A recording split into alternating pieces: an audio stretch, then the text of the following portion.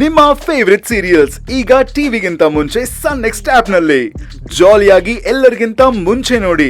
ಈಗಲೇ ಸನ್ next app download ಮಾಡಿ ಮತ್ತು ಸಬ್ಸ್ಕ್ರೈಬ್ ಮಾಡ್ಕೊಳ್ಳಿ.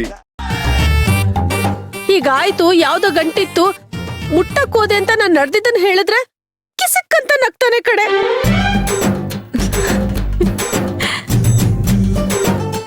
ಅವನ್ ಮನೆ ಕಾಯೋಗ.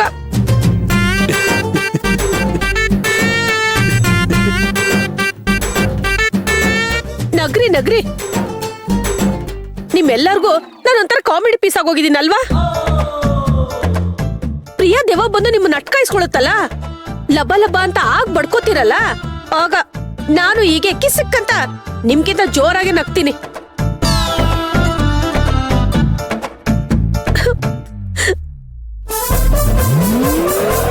ಲೇ ಪ್ರಿಯಾ, ಯಾರನ್ನ ಬಿಟ್ರು ಈ ಅರ್ಜುನ ಮಾತ್ರ ಸುಮ್ನೆ ಬಿಡ್ಬೇಡ ಕಡೆ. ಇವನ್ಗೆ ಸರಿಯಾಗಿ ಬುದ್ಧಿ ಕಲ್ಸು. ಹಾ. ಅಯ್ಯೋ, ಪ್ರಿಯಾ ಬಂದ್ಬಿಟ್ಲು. ಅಯ್ಯೋ, ನಾನ್ ಸತ್ತೆ. ಅಮ್ಮ. ಸರ್, ಪಾಪ ಅವ್ರು ಮೊದ್ಲೇ ಹೆದರ್ಕೊಂಡಿದ್ದಾರೆ, ನೀವ್ ಇನ್ನ ಅವ್ರನ್ನ ಹೆದರ್ಸ್ತಾ ಇದ್ದೀರಲ್ಲ. ಹೆದರಿರೋ ಹೆದರ್ಕೊಂಡಿರ್ಬೇಕು, ಅದು ಬಿಟ್ಟು ಟ್ರೀಟ್ ಮಾಡಿರೋ ಡಾಕ್ಟರ್ಗೆ ಹಿಡಿ ಶಾಪ ಹಾಕ್ತಾರೆ. ನಿನ್ನ ಗಂಡನ್ನ ಆ ದೆವ್ವ ವಿಚಾರಿಸ್ಕೋಬೇಕಂತೆ. ಬಿಡ್ತೀನ ನಾನು ಹುಲಿಗೆ ಹುಲಿ, ದೆವ್ವಕ್ಕೆ ದೆವ್ವ. ಆಯ್ತಾಯ್ತು, ಈ ದೆವ್ವ ಜೊತೆ ಸಂಸಾರ ಮಾಡಕ್ ಶುರು ಮಾಡಿ ತುಂಬಾ ವರ್ಷ ಆಯ್ತು. ಅದನ್ನ ಈಗ ಹೊಸದಾಗಿ ಹೇಳ್ತಾ ಇದ್ದೀರಾ? ಸೈಡಿಗೆ ಬನ್ನಿ, ನಾನ್ ರಂಗೋಲಿ ಹಾಕ್ಬೇಕು. ಕಾಣಿಸ್ತಾ ಇಲ್ವಾ ನಿಮ್ಗೆ?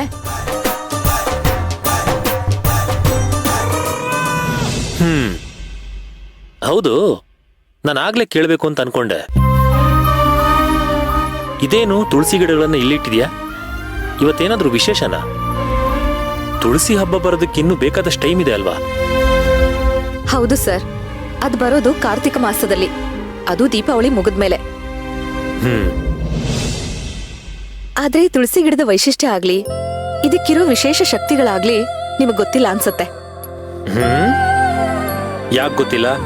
ಬೇಕಾದಷ್ಟು ಕಾಯಿಲೆಗಳಿಗೆ ತುಳಸಿ ರಾಮಬಾಣ. ಇವತ್ಗೂ ಮನೇಲಿ ಯಾರಿಗೆ ಆಗ್ಲಿ ಅನ್ಲಿ ಅಥವಾ ಗಂಟ್ಲಲ್ಲಿ ಕಿಚ್ಕಿಚಿ ಅಂದ್ರೂ ಸಾಕು, ನಮ್ಮ ಅಜ್ಜಿ ತಂದು ಬಾಯಿಗೆ ಸುರಿಯೋದೆ ಇದ್ರ ಕಷಾಯನ. ಅದೆಂತ ಶೀತ ಕೆಮ್ಮು ಇದ್ರೂ ಹೊರಟೋಗುತ್ತೆ ಅಷ್ಟೇ. ಅಷ್ಟೇ ಅಲ್ಲ, ಮನೇಲಿರೋ ನೆಗೆಟಿವ್ ಎನರ್ಜಿಸು ಕೂಡ ಹೇಳ್ ಹೆಸರಿಲ್ದೆ ಓಡ್ ಹೋಗುತ್ತೆ, ಗೊತ್ತಾ? ನೆಗೆಟಿವ್ ಎನರ್ಜಿಸಾ? ಹೌದು ಸರ್, ಮಾಯಮ್ಮ ಹೇಳ್ದ ಹಾಗೆ ಈ ಮನೆಯಲ್ಲಿ ನೆಗೆಟಿವ್ ಎನರ್ಜಿಸ್ ಇರೋದು ನಿಜಾನೇ ಆಗಿದ್ರೆ, ಅದಕ್ ಕಾರಣ ಈ ಹಲಸಿನ ಮರನೇ ಆಗಿದ್ರೆ, ಈ ಮರದಲ್ಲಿರೋ ಕೆಟ್ಟ ಶಕ್ತಿಗಳೆಲ್ಲ ಹೊರಟೋಗ್ಲಿ ಅಂತ ಈ ತುಳಸಿ ಗಿಡನ ಇಲ್ಲಿ ಇಟ್ಟಿದ್ದೀನಿ.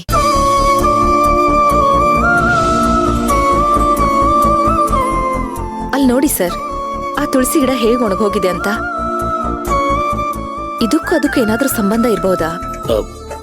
ನನ್ನನ್ ಕೇಳ್ತೀಯಲ್ಲ, ನನಗೇನ್ ಗೊತ್ತಿದೆಲ್ಲ. ಅಲ್ಲ ಸರ್, ಪ್ರಿಯಾ ದೆವ್ವ ಆಗಿದ್ದಾಳೆ ಅಂತ ಈಗ್ಲಾದ್ರೂ ನಿಮಗ್ ನಂಬಿಕೆ ಬಂತಾ ಅಂತ ಕೇಳ್ತಾ ಇದ್ದೀನಿ. ನೀನೊಬ್ಳು ಲಾಯರ್ ಆಗಿ ನನ್ ಮುಂದೆ ಈ ಪ್ರಶ್ನೆಗಳನ್ನ ಕೇಳೋದೇ ತಪ್ಪು.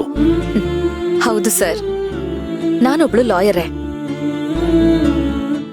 ಅಷ್ಟೇ, ದೇವ್ರಲ್ವಲ್ಲ. ಆ ದೆವ್ವಗಳು ಓ ಇವಳು ಲಾ ಓದಿದಾಳೆ, ಇವಳು ಮುಂದೆ ನಾವೇನಾದ್ರೂ ಕಾಣಿಸ್ಕೊಂಡ್ರೆ ಹಿಡಿದು ಶಿಕ್ಷೆ ಕೊಡಿಸ್ಬಿಡ್ತಾಳೆ ಅಂತ ಹೆದರ್ಕೊಂಡು ಓಡೋಗ್ಬಿಡತ್ತಾ? ಅರ್ಜುನ್ ಸರ್, ಒಳ್ಳೆ ಶಕ್ತಿ ಇದೆ ಅಂದ್ಮೇಲೆ ದುಷ್ಟ ಶಕ್ತಿನೂ ಇರ್ಲೇಬೇಕು. ನೀವ್ ಯಾಕೆ ಸರ್ ಅದನ್ನ ನಂಬ್ತಾ ಇಲ್ಲ? ಏನಾಯ್ತು ಸೇವಂತಿ, ತಿಂಡಿ ತಿಂದಿಯಾ? ತಿಂತೀನಿ ಸರ್. ನೋಡು, ಟೈಮ್ ನೋಡಿದ್ಯಾ? 11:15.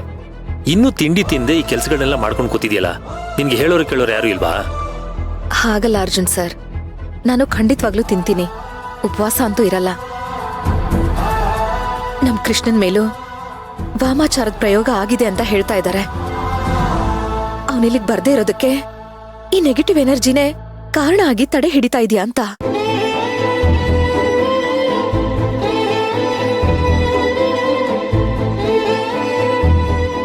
ಅಲ್ಲೋನೇನ್ ಕಷ್ಟಗಳನ್ನ ಅನುಭವಿಸ್ತಾ ಇದ್ದಾನೋ ಅಂತ ನೆನೆಸ್ಕೋತಾ ಇದ್ದೆ ಸರ್. ಹೊಟ್ಟೆಲಿ ವಿಚಿತ್ರವಾದ ಸಂಕಟ, ಏನೋ ತಳಮಳ, ಮನಸ್ಸಿಗೆ ತುಂಬಾ ಕಸಿವಿಸಿ ಸರ್.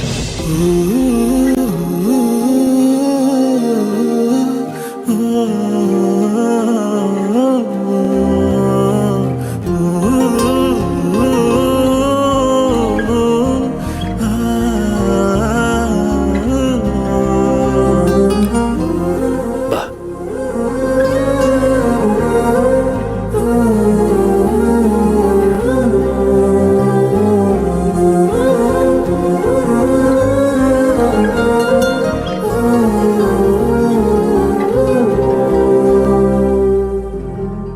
ಇರು ಬಂದೆ.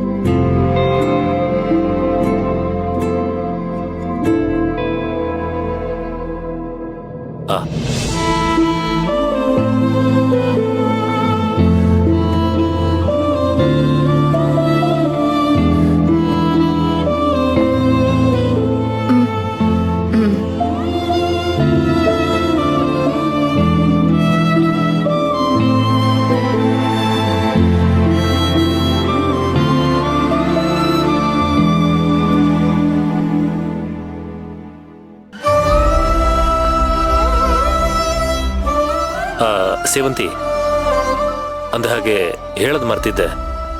ಆ ಫೋಟೋಗ್ರಾಫರ್ ಮಗ ದಿವಾಕರ್ಗೆ ಪ್ರಜ್ಞೆ ಬಂದಿದೆಯಂತೆ.